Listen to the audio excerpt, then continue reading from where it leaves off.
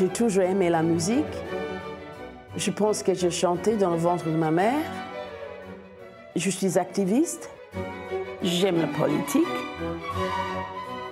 Je suis une Européenne fervente. J'aime la Suède. J'aime la France. Ma voix, c'est mon trésor. Ma voix, c'est un privilège. On peut l'entendre après 2 notes que c'est ma voix. Et c'est une énorme responsabilité de ne pas l'abîmer, ce trésor.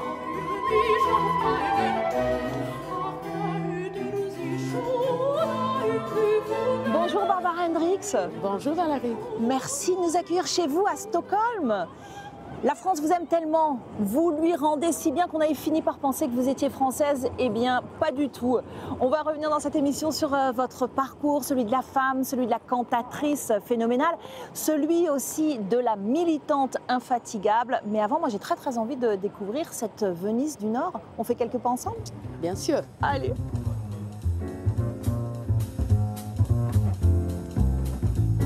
Barbara, pourquoi est-ce que vous avez choisi Stockholm pour vivre? Ça a commencé comme une histoire d'amour. Mon mari tournait les pages pour mon premier concert ici en 1974. Oui. Et je l'ai rencontré et je suis mariée. Et Stockholm, une des plus belles villes du monde et un de mes favoris. Les pays scandinaves, année après année, arrivent toujours en tête de ces pays où les gens sont très heureux. Ça tient à quoi, à votre avis? Je ne sais pas, c'est peut-être ces longues nuits nous sommes tellement contents quand la lumière arrive. Je crois que c'est surtout qu'il a aussi une sérénité. C'est vrai? Qui vient par la nature. Qui vient par la nature. Oui, une sérénité. On est quand même loin de votre Arkansas natal. Oui, nous sommes loin de littoral, mais je peux être dans un camp de réfugiés ou devant un prince ou un roi. Arkansas est toujours avec moi. Merci beaucoup Barbara. On va vous retrouver un tout petit peu plus tard dans l'émission. Je vais vous quitter quelques instants parce que j'ai une guide qui m'attend dans Parfait. la ville historique, dans le centre historique. Et je vais y aller. Oui, le Gamla stan, il est là. Là-bas, à tout à l'heure. OK, au revoir. Construite sur 14 îles, reliée par 57 ponts, Stockholm est l'une des capitales les plus attractives d'Europe. La recette de son succès, 1/3 d'eau, 1/3 de parcs et forêts, 1/3 d'une architecture hétéroclite et beaucoup de convivialité. La vie culturelle y est vibrante, avec des opéras bien sûr, mais aussi une centaine de musées consacrés au design scandinave, à la marine baltique, aux Vikings ou encore au groupe ABBA.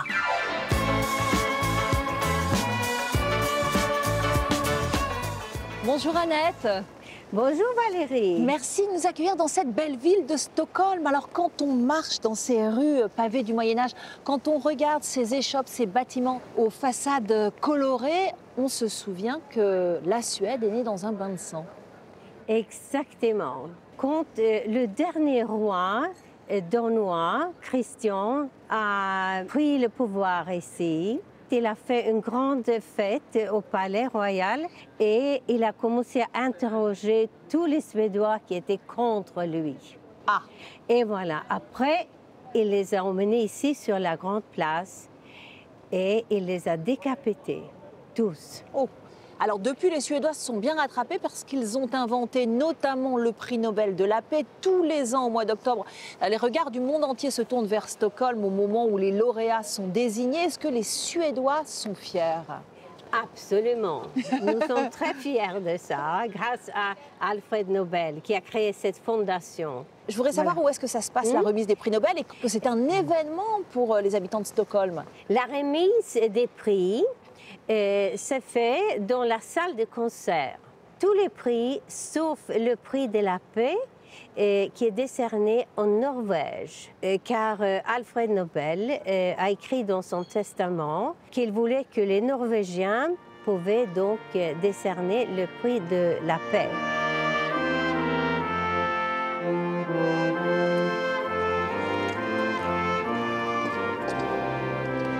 Annette, elle est magnifique cette place. Ce palais, c'est l'un des plus grands d'Europe. Ça nous rappelle surtout que la Suède est une monarchie parlementaire sous la protection du roi Charles XVI Gustave. Est-ce que les Suédois sont attachés à la monarchie? La majorité des Suédois veulent bien la monarchie. Mais vous savez qu'aujourd'hui, le roi n'a pas de pouvoir du tout, hein, politique, mais il représente la Suède.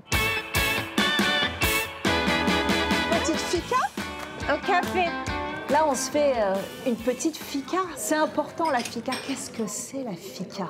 La fika, ça veut dire qu'on prend un café ou peut-être un thé et une petite pâtisserie. Oui. Ça, c'est important pour les Suédois. Ça fait partie de l'art de vivre.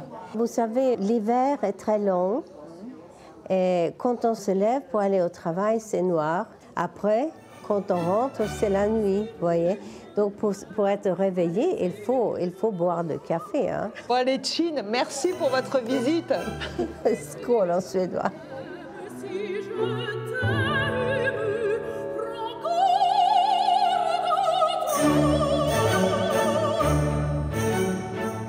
Barbara Hendricks, vous êtes une citoyenne du monde, vous êtes ambassadrice du Haut Commissariat pour les réfugiés de l'ONU à vie. Vous avez effectué des dizaines de missions en Afrique, en Asie, en Europe. Vous avez chanté sous les bombes en ex-Yougoslavie, à Dubrovnik, à Sarajevo. La guerre, de nouveau, est là. Vous êtes inquiète? Je suis triste surtout parce que moi j'aurais pensé qu'on pouvait éviter les guerres, éviter les conflits.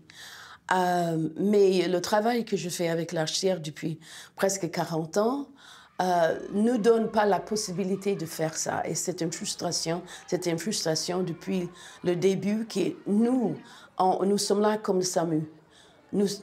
On arrive quand il y a un conflit pour aider les gens qui sont forcés de fuir. Mais on n'a pas le pouvoir, nous, d'arrêter, de prévenir des conflits. L'Europe vous avez inspiré beaucoup d'espoir dans la défense des droits de l'homme. On se souvient notamment de votre vibrant discours à l'occasion des 60 ans du traité de Rome. We must be fearless, daring to look at the one that we call the other, though threatening and different, and say, my sister, my brother, my child. Avec la montée des extrêmes, est-ce que c'est toujours le cas? Cette élection au mois de juin, ouais. Il faut voter surtout pour l'égalité des femmes, parce que quand les femmes gagnent, toute la famille gagne, tout le pays gagne. Cette élection est très importante. C'est la plus importante parce que les gens de l'extrême droite, ils se mobilisent et ils sont engagés.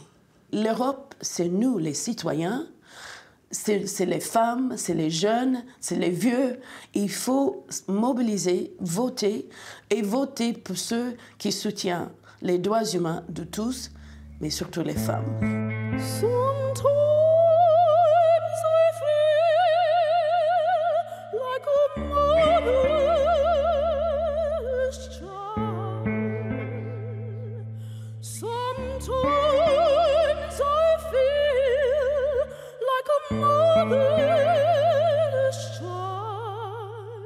Alors heureusement, il y a cette musique, la musique dans votre vie qui vous donne des émotions, qui vous procure aussi de la force. Qu'est-ce que vous donnez aux autres avec cette voix si particulière? Moi, je ne peux pas dire ce que je donne, je peux juste dire ce que les gens me racontent. J'ai toujours une rencontre avec mon public après le cancer parce que les gens me racontent. Ils me racontent les émotions qu'ils ont eues. Un jeune homme à New York, il est venu à Carnegie Hall, il m'a dit, un jeune homme noir qui m'a dit « J'étais dans un coma pendant plusieurs semaines, mais mes amis m'ont joué la musique et c'était votre voix que j'ai entendue comme je suis réveillée. » Moi, je pleurais. Mais j'ai l'impression ce que les gens apportent avec eux, c'est quelque chose qui est dans le cœur. Votre carrière, elle est phénoménale. Vous avez chanté les plus grands répertoires, vous avez été dirigé par les plus grands chefs d'orchestre, vous avez chanté dans les plus grandes capitales lyriques. Alors évidemment, on ne peut dresser de votre carrière qu'un portrait très impressionniste. On va donc y aller par petites touches. Je vous propose ce petit jeu, question courte, réponse courte. Parmi les classiques, est-ce qu'il y a un grand compositeur avec lequel vous vous sentez particulièrement en communion? Je suis obligée de dire Mozart, parce que Mozart était mon grand compagnon pendant toutes ces années de carrière.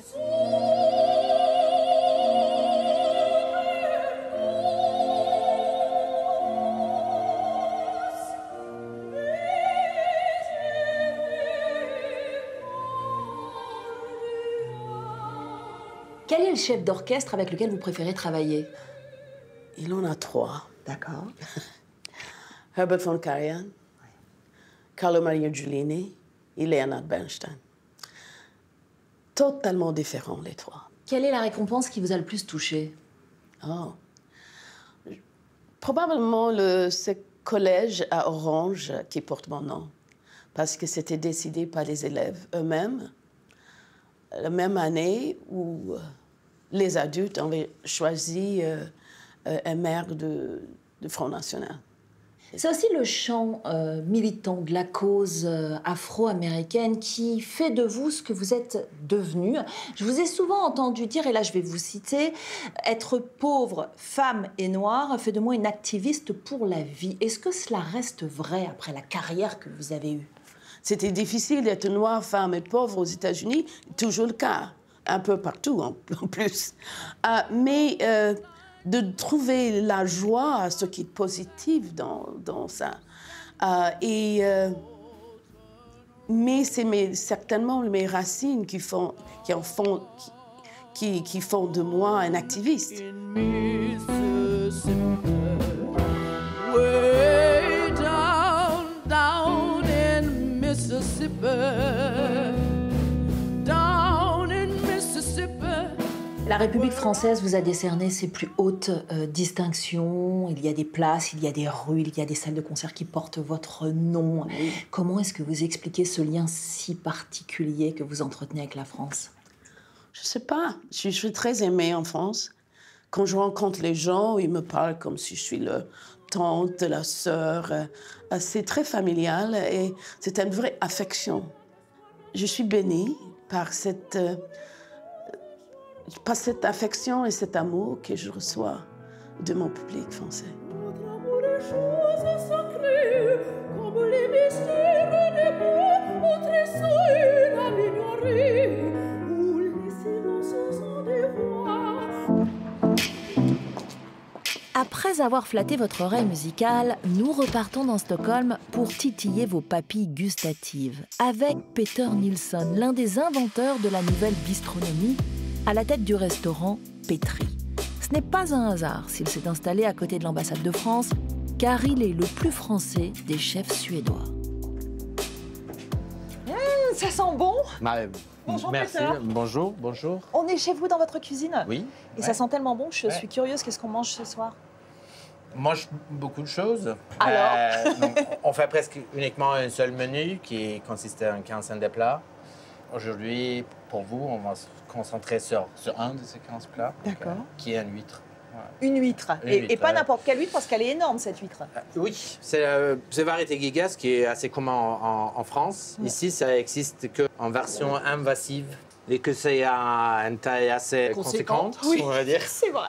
Et on va servir ça avec un bouillon. Nous, on travaille beaucoup sur le bouillon ici. J'ai D'accord. même un projet où je vais essayer de trouver la meilleure façon possible de cuire un bouillon. Ouais. Oui, parce que je sais que chez Petri, on fait énormément de recherches. Ça fait 35 ans maintenant que je fais sa cuisine, Ah oui. ou même 37.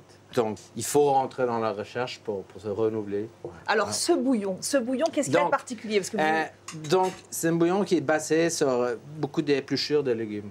D'accord. C'est des épluchures, des céleris, des oignons, des fenouils, des carottes. Donc, on garde tout. Donc, ce bouillon-là, après d'avoir le filtré, on l'infuse avec un pâte miso. Je vais chauffer ce bouillon-là. Les huîtres, je vais le plonger à l'eau, D'accord. comme ça. Donc, on a cueilli quelques plantes et on va les griller sur le charbon, juste à sec, comme ça. Ah, sympa. Voilà. Sortir les huîtres. Donc, on va essayer d'ouvrir. Ça s'ouvre facilement. Ça ne brûle pas, là? Si. Ah oui. Ah, elle est belle. C'est bien gonflé, c'est chaud. Donc, on va la trancher, ça. Est-ce que vous diriez que votre cuisine est d'inspiration suédoise ou pas? On est inspiré de la nature suédoise. Pas forcément la gastronomie suédoise. C'est trop acide, c'est trop sucré, c'est trop salé. La gastronomie suédoise? Oui. Ouais. Et c'est trop gras. On est peut-être avec une inspiration beaucoup plus mondiale, mais avec des produits qui sont d'ici. Ouais. Donc, on a cette huître-là avec des herbes et on va juste arroser avec le bouillon pour donner aussi ce goût un peu terreux avec le bouillon. Quel est le plus beau compliment qu'on puisse vous faire quand on sort de table? Merci. Merci. Oh, c'est déjà pas mal, merci. Merci.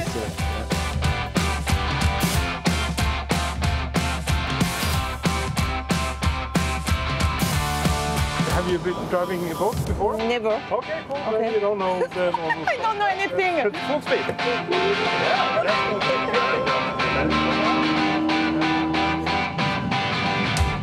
On est en train de voler sur un dracard volant. On quitte le pays des Vikings pour rejoindre celui des Gaulois. Je vais vous dire à très vite pour de nouvelles aventures. Et c'est moi qui pilote, alors je ne sais pas si je vais bientôt vous revoir.